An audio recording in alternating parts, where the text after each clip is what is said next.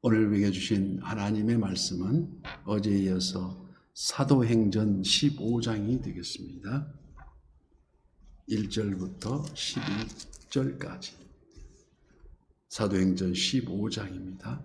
제가 지금 213쪽 15장 1절에서 11절까지 교독하고 마지막 절은 합독합니다. 어떤 사람들이 유대로부터 내려와서 형제들을 가르치되 너희가 모세의 법대로 할례를 받지 아니하면 능히 구원을 받지 못하리라 하니 바울 및 바나바와 그들 사이에 적지 아니한 다툼과 변론이 일어난지라.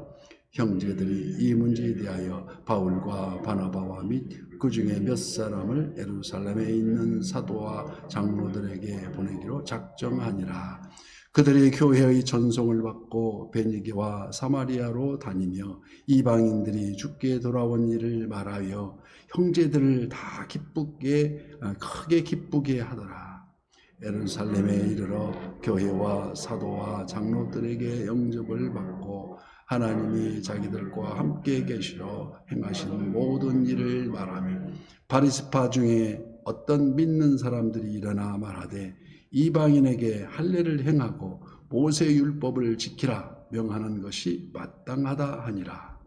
사도와 장로들이 이 일을 의논하러 모여 많은 변론이 있은 후 베드로가 일어나 말하되 형제들아 너희도 이를 알거니와 하나님이 이방인들로 내 입에서 복음의 말씀을 들어 믿게 하시려고 오래전부터 너희 가운데서 나를 택하시고 또 마음을 아시는 하나님이 우리에게와 같이 그들에게도 성령을 주어 증언하시고 믿음으로 그들의 마음을 깨끗이 하사 그들이나 우리나 차별하지 아니하셨느니라.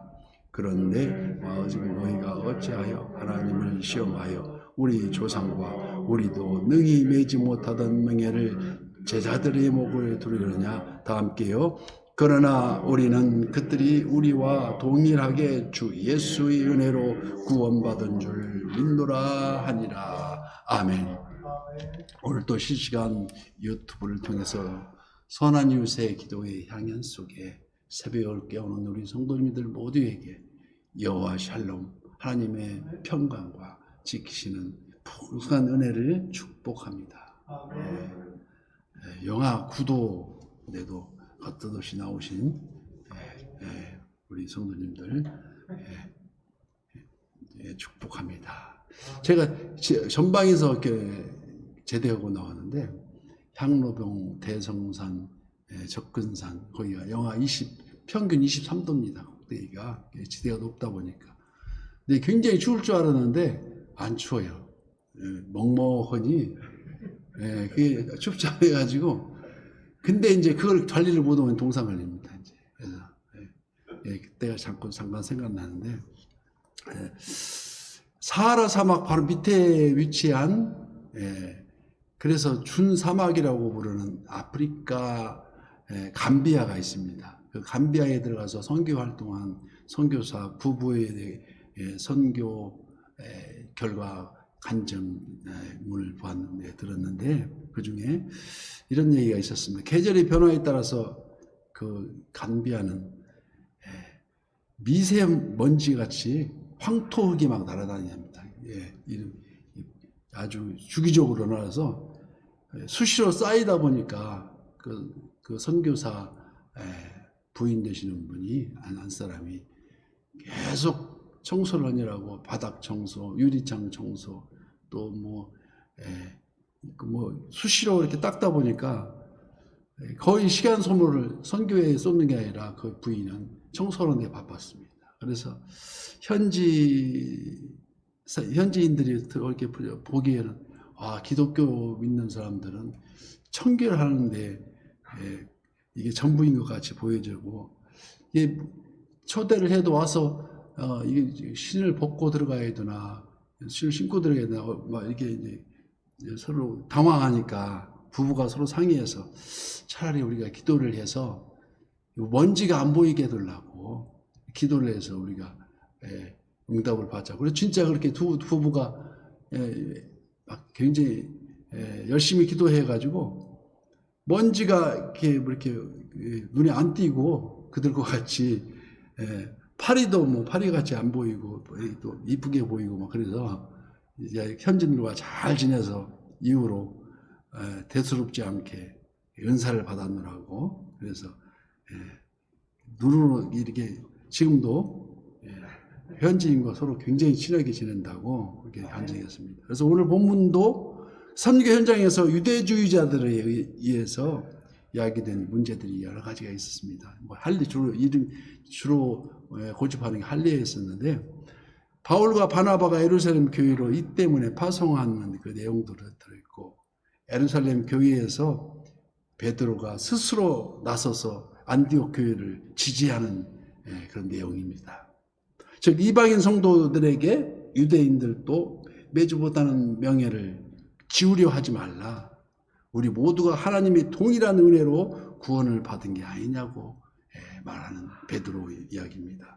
4절 말씀에 예루살렘에 이르러 교회와 사도와 장로들에게 영접을 받고 하나님이 자기들과 함께 계셔서 행하신 모든 일을 말하며 이 바울 일행이 예루살렘 교회의 선교 결과를 조목조목 설명하면서 그 내용을 얘기합니다. 다메섹 도상에서 강렬한 빛으로 임하시는 예수님을 만나서 생명나무를 바라본 바울이 예루살렘 교회에 처음 방문했을 때는 아주 냉대를 받았습니다. 핍박하던 바울이 언제 예수를 믿는다고 아주 냉대를 했었는데 지금 현 상태는 1차 전도 여행을 마치고 매우 열렬한 환영을 받는 때였습니다.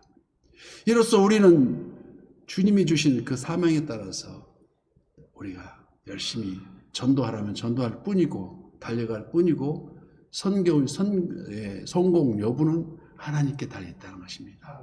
그래서 택정하사 하나님이 택정하시면 아무리 믿으라고 해도 믿는다고 입으로만 믿지 안 믿는 사람이 택정을 받지 못하는 것입니다. 그래서 오늘도 하나님이 우리와 함께 하신 그 여부가 중요하지 우리가 고생스러운 선교가 중요한 게 아니라는 것입니다.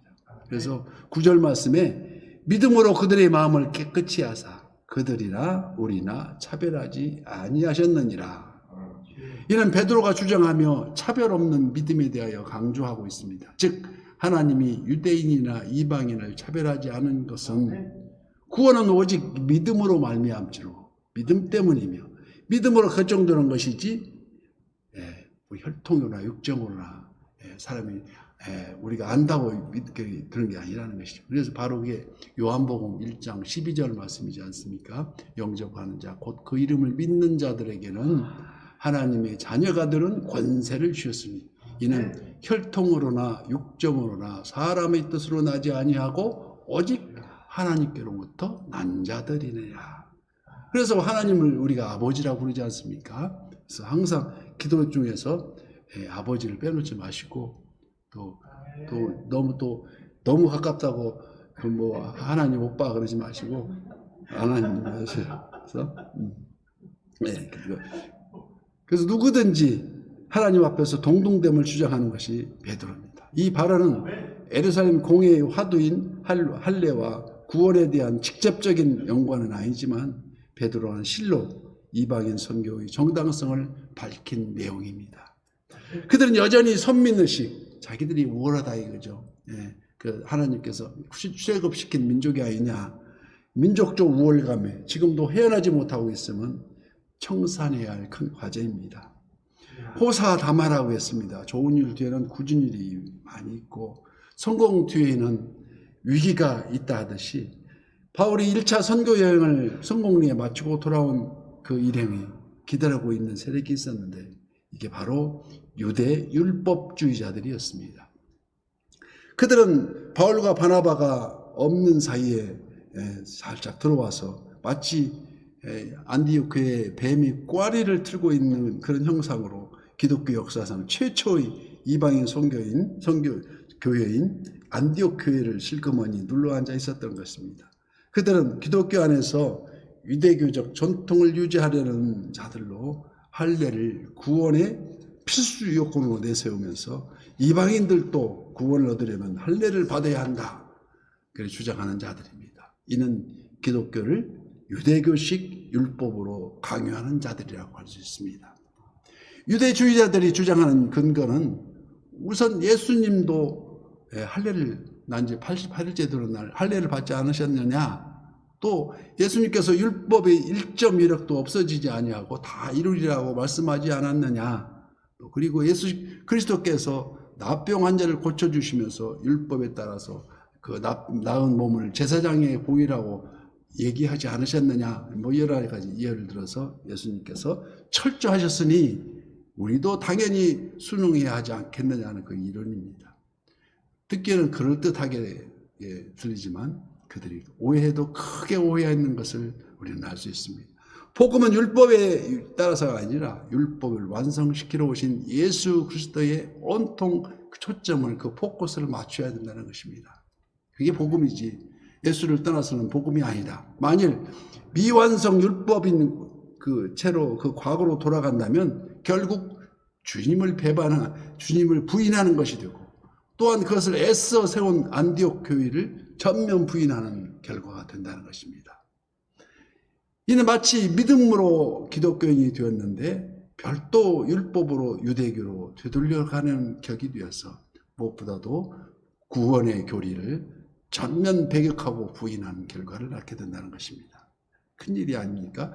유대주의 그들의 교회 일원이 되었으면서도 율법에서 떠나지 않는 자들이 바로 그들이었습니다. 복음을 그들의 울타리 안에 가두어 놓고 이나마 폐쇄주의자, 또 곧 아집과 배타성이라고 표현합니다.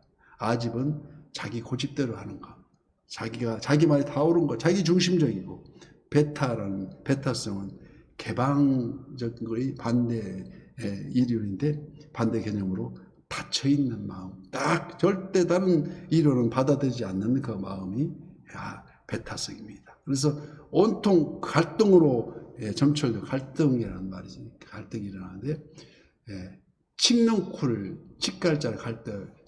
가리라고 합니다. 그 다음에 등나무의 넝쿨을 등인데, 갈과 등이 만나니까 이 칡나무 덩쿨을 오른쪽으로 계속 감고 이렇게 날아가는데, 등나무는 계속 왼쪽으로 감습니다. 등나무 덩쿨은. 그래서 칡나무하고 등나무에 덩크면 한쪽에 이 오른쪽으로 넘기면 왼쪽으로 또 엉켜서 풀을 수가 없고 계속 그 끊어야 이제 풀어집니다. 그래서 갈등을 이루는데, 이 해결을 이룬 사람이 바로 베드로였다는 것입니다. 베드로 역시 한때는 바리새파 유대인들처럼 생각했던 때가 있었습니다. 그렇지 않습니까? 그래서 그 베드로를 깨치게 한 것은 고넬료의 방문이었습니다. 고넬료 집에. 그래서 그 만남을 통해서 하나님이 먹지 못하는 것을 먹으라는 보자기에 싸서 환상을 보여주시고, 그때 깨달은 것이 베드로. 이건 믿음으로 구원을 얻는 것이지, 우리가 그 하나님의 뜻을 깨닫게 되었고, 따라서 그의 주장은 율법주의에 매여 있는 자들에게 아주 탁월한 설득력이 있었습니다. 왜? 자기도 그렇게 해봤으니까. 체험으로 증명된 진리는 사람의 마음을 움직입니다.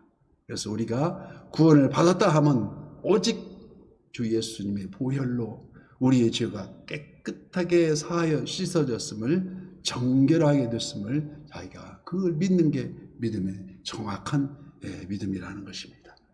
유대교의 할례, 또 제사, 율법, 이 모두가 정결의식입니다.